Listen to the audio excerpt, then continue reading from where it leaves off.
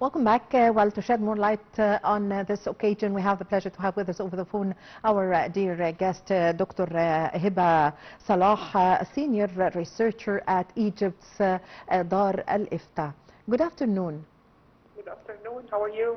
Well, how are you, Dr. Salah? Dr. Salah, today President Abdel Fattah al-Sisi attended the celebration marking the birth of Prophet Muhammad, peace be upon him, and said that we should learn from lessons from the message sent by Prophet Muhammad, peace be upon him. Give us an idea about the lessons that we learn from the message of Prophet Muhammad, peace be upon him. Yes.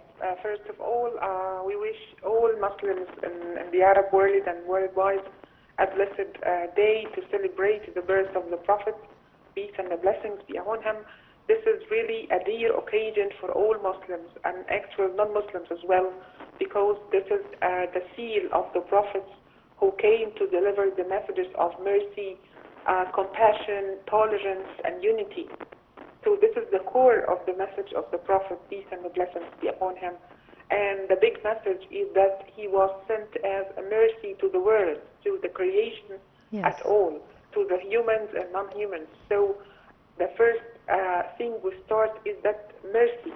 The Prophet Muhammad is mercy to everything and to everyone, a mercy that came to take people out of the darkness of ignorance to the light of knowledge, lights of love, lights of tolerance. So I think it's time to celebrate these lofty meanings and values and teach our children everywhere that Islam or religion itself came for the best interest of humans as well. Yes. Also, give us an idea about the manners and ethics of Prophet Muhammad, peace be upon him. Peace and the blessings be upon him.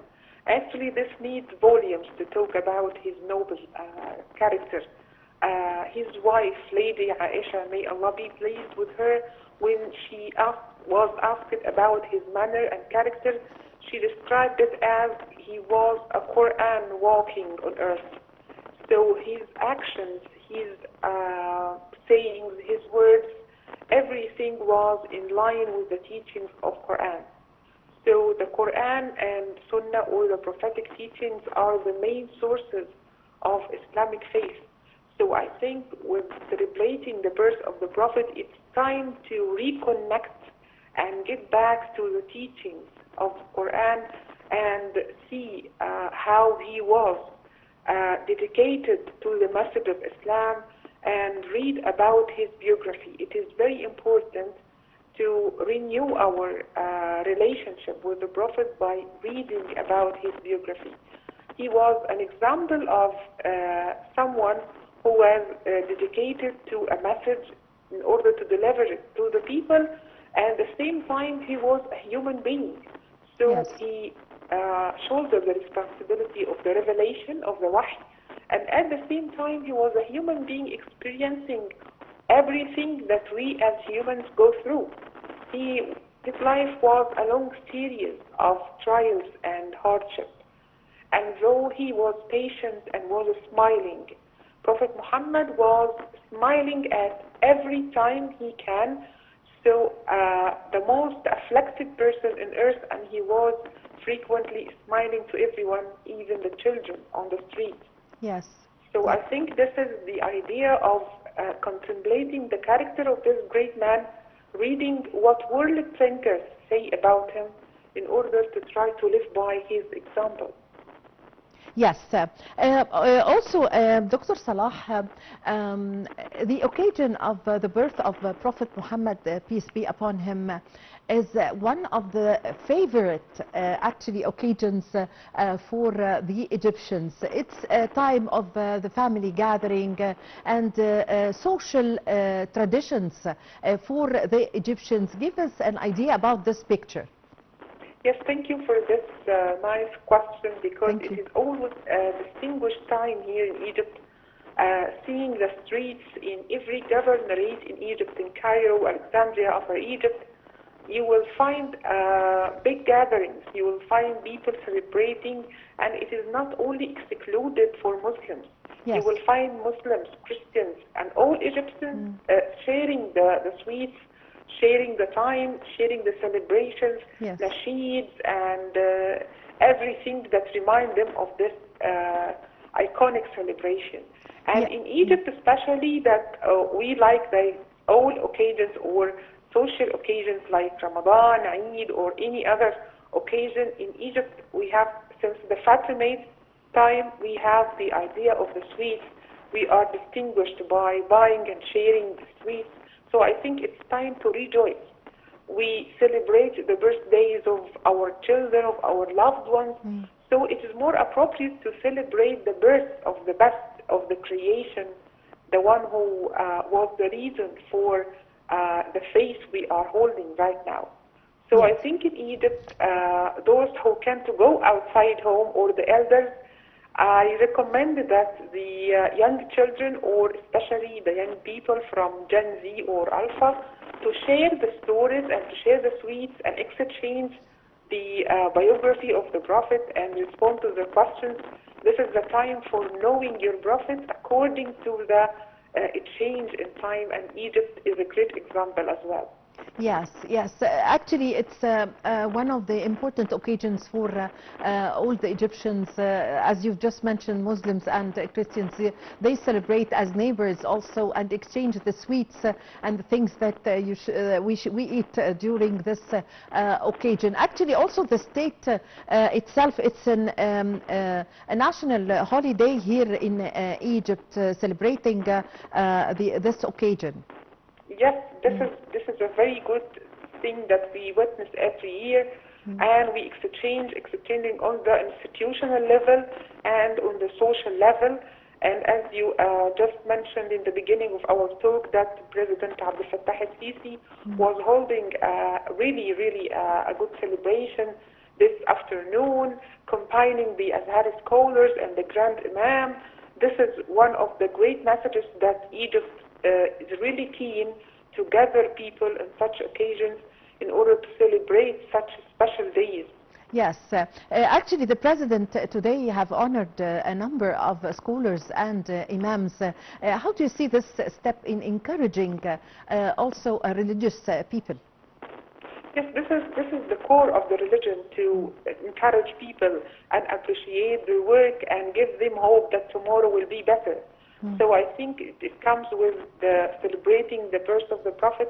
This is one of his traits. The Prophet, peace and blessings be upon him, was keen to encourage everyone, even the children. We all know the story of the bird, of the little boy Umair, and he used to play with him. This is a sense of appreciation. So what Mr. President Abdel Fattah al-Sisi did today, it gave hope to people, even who lost their loved ones, and it gives really honor to the scholars who are holding the responsibility of guiding people to the right path.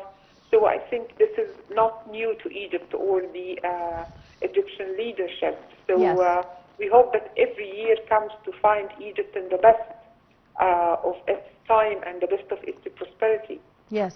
Dr. Salah, beside the honorings today of the scholars and the religious imams and religious people during this occasion, which is the President is very keen to attend this occasion annually, that is held annually here in Egypt. Actually, he honored the name of one of the Egyptian citizens. He's not a scholar, he's not an imam, but he made some of the lessons that Prophet Muhammad, peace be upon him, have tell us to do, to sacrifice yourself for the sake of the society, for the sake of your family, for the sake of your work, which is the driver who has driven the petrol car at the petrol station at the 10th of Ramadan while trying to ensure safety and save the other parts of the station and the people around inside the station from getting on fire. The president have today in this occasion of the Prophet Muhammad have honored this driver, or the name of this driver who died to make sure that the rest of the people are safe. Yes, yes, and this goes back to the idea of mercy I mentioned in the beginning of our talk, that the Prophet Muhammad, peace and the blessings be upon him, was sent as a mercy to the world. So have mercy, and in the prophetic hadith or the prophetic tradition, he told us, have mercy on those on earth, so the one in heaven will have mercy on you. ارحموا من في الأرض يرحمكم من في السماء.